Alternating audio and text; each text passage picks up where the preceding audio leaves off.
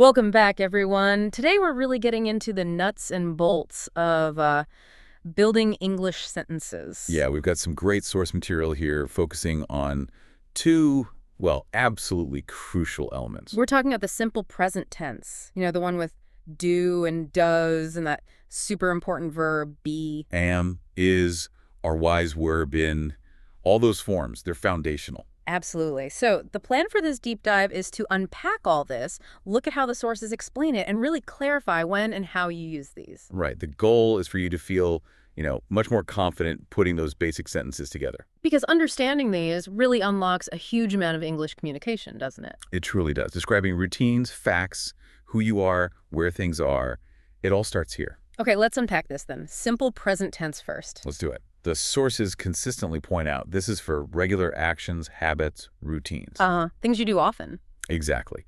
And also for things that are sort of permanent situations, general truths, scientific facts, things that are just true. Okay, so how do we actually build a sentence? Let's start with just a positive statement. Well, the basic idea, according to the material, is you use the base form of the verb, the dictionary form, like play, live, work. Simple enough. But, and this is the key thing the sources highlight, depends on the subject. Oh, yes. The infamous hearse ending. I knew it was coming. You got it. So for I, you, we, they, it's easy. Just the base verb.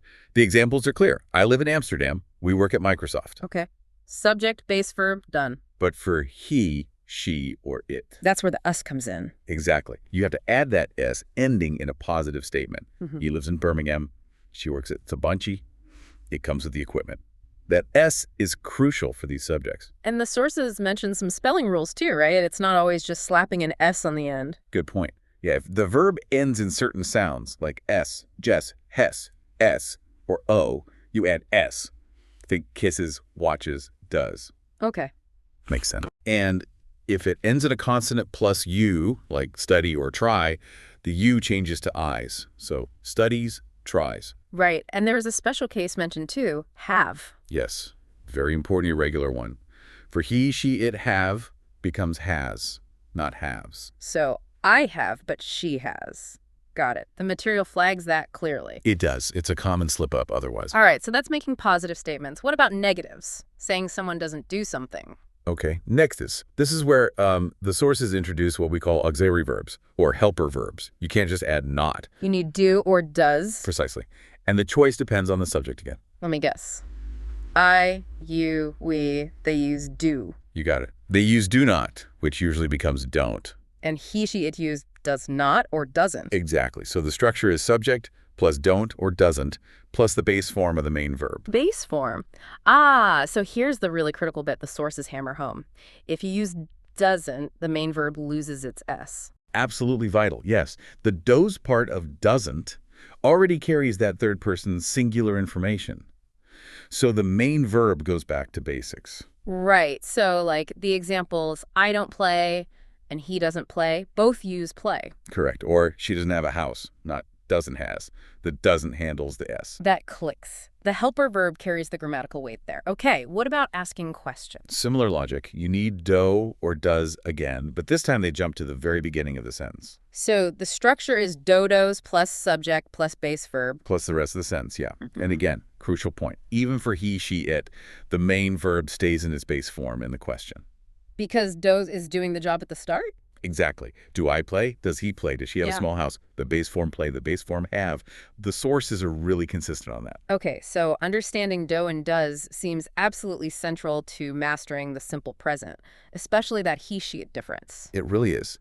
And the sources also remind us about using it for those general truths and facts. Right, things that are always true, like water boils at 100 degrees Celsius. Or a square has 4 sides. The moon revolves around the earth. Simple present because they're timeless facts. Makes sense. Yeah. Now, talking about things happening regularly often involves words about how regularly, adverbs of frequency. The sources link these strongly to the simple present. They do indeed. Words like always, usually, often, sometimes, rarely, never. Yeah. They tell us how often the action occurs. And the material gives us pointers on where they typically go in a sentence. Yeah, the main rule, the general pattern, is that they come before the main action verb. Okay. So examples like, I always wake up at 7, always before wake up, or she never comes home before 10, never before comes. They usually go out. usually before go. Before the main verb. Is that always the case? I feel like I've seen them elsewhere, like with be. Ah, good catch. Yes, that's the big exception highlighted. If the verb is a form of be, am, is, are, was, where the adverb comes after it. So I am sometimes late. Not I sometimes am late. Exactly. Or they're often at home. Adverb after are. Before the main verb, after be. Got it. The sources also mention something interesting about adverbs like never or rarely. They have a negative meaning baked in. That's a really important point. Yes. Rarely, seldom, hardly ever, never. These are inherently negative. So you don't need don't or doesn't with them. Correct. You use the positive sentence structure. Subject plus the negative adverb plus the verb with an s if needed for as shape. Okay, so like I hardly ever watch TV. Not I don't hardly ever. Exactly. Or she never comes to work on time. You wouldn't say she doesn't never come. The never makes it negative already. That's a common pitfall, I think. The sources are smart to implicitly warn about that. Definitely. Oh, and the material also briefly mentions those periodic time adverbs, like every day, once a week, twice a year. Right. Those also signal simple present. Yeah, and they usually just pop up at the end of the sentence or sometimes at the beginning for emphasis. I get up early every day. Cool. Okay, so that gives us a solid picture of the simple present for actions, habits, facts. Now let's switch gears to that other foundational piece, the verb be. Right. Be is, well, that's a different beast altogether. The sources stress that unlike action verbs, be doesn't describe an action. It describes a state, or like an identity. Exactly. A state, a condition, identity, location. It's the verb we use when there isn't really an action happening. It connects the subject to its description. So it links the subject to maybe a noun, like I am a teacher. Precisely. Or an adjective, he is tall. Or a prepositional phrase showing location. They are at home. It's that linking function. And be is famous for changing its clothes, right? Lots of different forms depending on the tense. It is. The sources break down the main ones. Am, is, are for the present. Was, were for the past. The base form be itself and the past participle been. Let's tackle the present simple forms first. Am, is, are. Okay. These are for current states, identities, locations. Things that are true now. Huh? And the subject agreement is strict. Right. I only goes with am, he, she, it only with is, and we, you, they only with are. No exceptions. None. So positive statements are straightforward. Subject plus am is are plus the description. I am Jonathan. You are nice. He is strong. It's telling us what the subject is. And making these negatives seems way simpler than with the simple present action verbs. Oh, much simpler. You just add not right after am, is, or are. Subject plus am is are plus not plus description. And contractions are super common, yeah. I'm not, isn't, aren't. Very common. I am not Jonathan. Pollution isn't the only reason. They are very bad. No, don't or doesn't needed here at all. And questions. Just flip it around. Yep. Just invert the subject and the verb. Put am, is, or are at the beginning for a yes-no question. Are you an educator? Is this important? Simple inversion. Okay, clear enough. Now, the past forms. Was and were. Same idea, but for states, conditions, identities, locations in the past. Things that were true before. And the subject agreement changes slightly here, right? It is this. For was, it's I, he, she. And for where, it's you, we, they. Correct. So positive past statements, subject plus whereas were plus description. I was very ill. Everything was different. Describing a past state. Negative past. Just add not after was or were. With contractions wasn't, weren't. Exactly the same pattern as the present. I wasn't very ill. The problems weren't serious. Ask questions. Was or were at the start. You got it. Were you aware? Was he strong? Same inversion principle. The sources also mentioned the bare form be. When does that pop up? Ah, yes. You see, be itself, mainly after modal verbs like will, can, must, should. Okay. And also in structures like be going to. In these cases, the verb form is just be. I will be rich. You can be nice. He must be at school.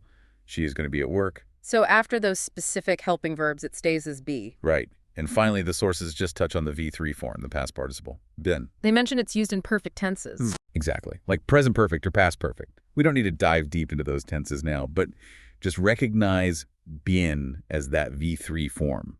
You see it in sentences like, I've been in Paris for 10 years, or she has been ill since Monday. Okay.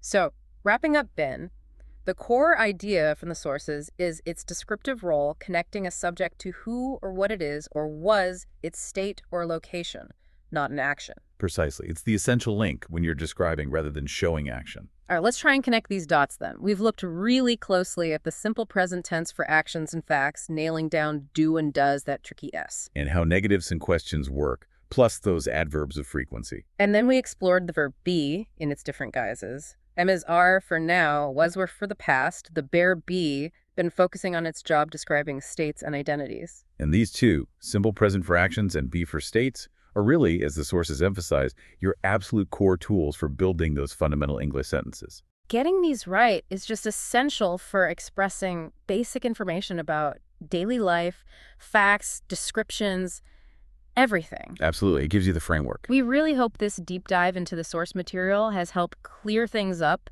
and maybe sparked some aha moments for you. This foundation is so important. Definitely. And, it leads to an interesting thought. Once you feel solid with these basic structures, how does that set you up for tackling the more complex stuff in English? Like more advanced tenses or sentence patterns? Exactly. What new possibilities open up in your communication once you've really mastered these foundations? Something to think about. Keep practicing with these building blocks. They really are key. And stay with us. We'll be continuing to explore English structure in future deep dives. Thanks so much for joining us today, and we'll catch you next time.